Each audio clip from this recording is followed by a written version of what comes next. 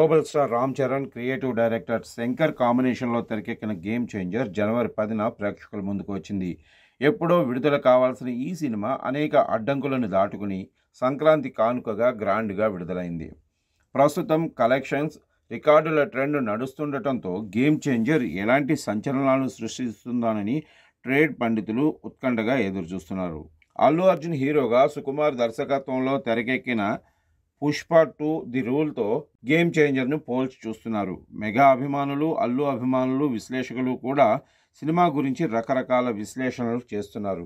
SS Rajamouli దర్శకత్వంలో తెరకెక్కిన ఆర్ఆర్ఆర్ తర్వాత రామ్ చరణ్ నటిస్తున్న సినిమా కావడంతో పాటు కోలీవుడ్ స్టార్ డైరెక్టర్ శంకర్ తొలిసారిగా ఓ స్ట్రైట్ తెలుగు సినిమాకు దర్శకత్వం వహిస్తూ ఉండటంతో గేమ్ చేంజర్పై భారీ అంచనాలు నెలకొన్నాయి. సోలో హీరోగా చెర్రీ నటించిన ఓ సినిమా 6 ఏళ్ల తర్వాత రావటం ఓ విశేషం.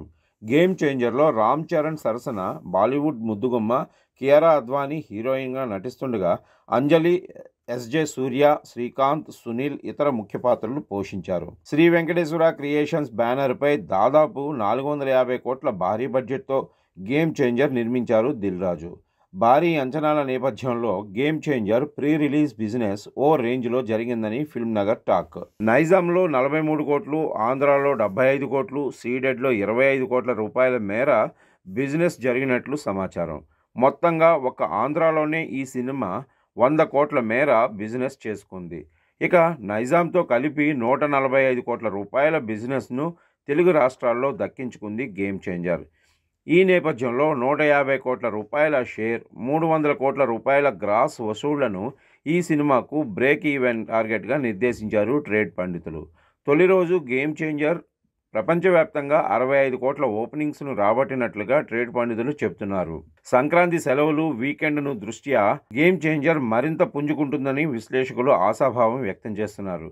ఇదిలా ఉండగా టికెట్ బుకింగ్స్ పరంగా గేమ్ చేంజర్ సినిమా సరికొత్త రికార్డులు నెలకొల్పుతుంది.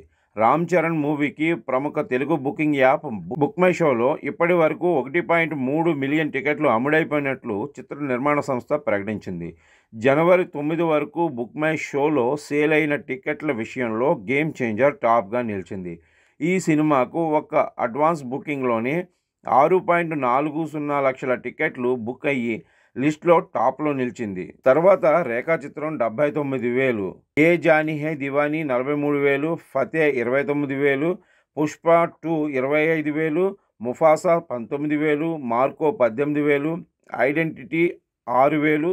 ఐడెంటిటీ సినిమాలు 6,000గా నిలిచాయి.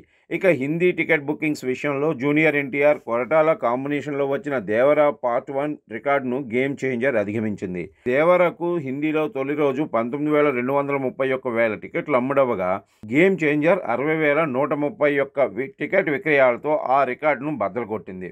మరి లాంగ్ రన్లో గేమ్ చేంజర్ ఇంకెన్ని సంచలనాలు సృష్టిస్తుందో చూడాలి.